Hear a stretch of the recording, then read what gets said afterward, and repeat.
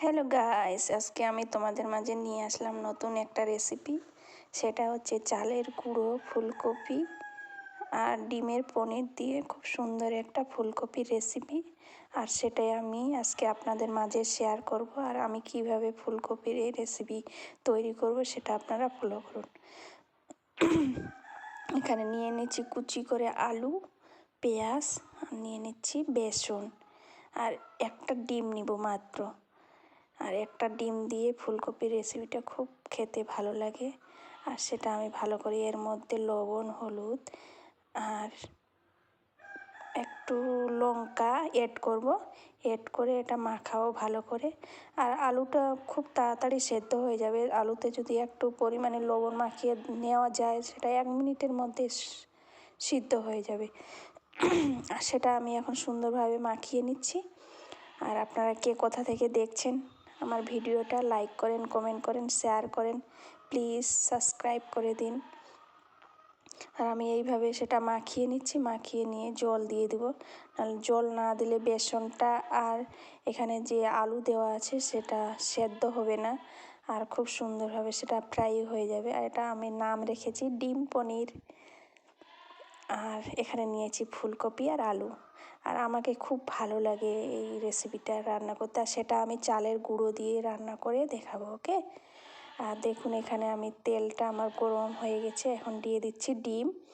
আর এই ডিমটা দিয়ে আর খুন্তির সাহায্যে একটু চওড়া করে দিতে হবে, তাহলে ডিমটা খুব সুন্দরভাবে ভাজা হবে। আর ডিমটা ভাজা হলে খুব সুন্দর লাগে খেতে। দেখুন আমার ডিমটা ভাজা হয়ে গেল। আর দেখুন আমার ডিমটা খুব সুন্দরভাবে ভাজা হয়ে যাচ্ছে। আর এইভাবে আমি ভাজিয়ে নেব এক পিঠ, তারপরে আবার অন্য পিঠ উল্টিয়ে দেবো, ওকে। দেখুন আমি অন্য পিঠ উল্টে দিচ্ছি। খুব সাবধানে একটু উল্টাতে হবে, নাহলে ভেঙে যেতে পারে, যেহেতু এখানে আলু এড করা আছে। আর দেখুন খুব সুন্দর আমার এক পিঠ লাল লাল হয়ে ভাজা হয়ে গেছে। আর এটা আমি ভাজা করে নেব সুন্দরভাবে।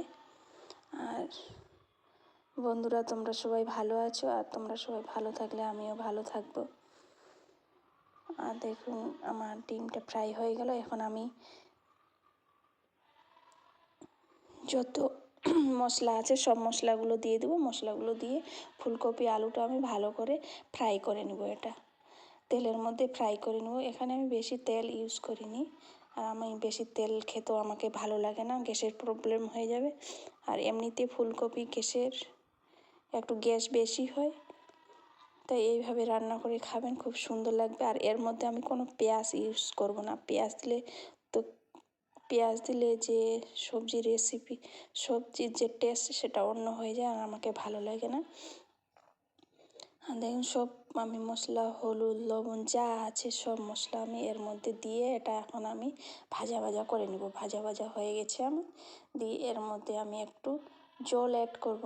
আর দেখুন খুব সুন্দরভাবে সেদ্ধও হয়ে গেছে ফুলকপি। আর এখনকার ফুলকপি তাড়াতাড়ি সেদ্ধ হয়ে যায়। আর আমি দিয়ে দিচ্ছি জল দেওয়ার পর জলটা একটু ফুটিয়ে নিব। ফুটিয়ে নিলেই আমার রান্না কমপ্লিট হয়ে যাবে। তারপরে আমি ডিমটা দিয়ে দিব।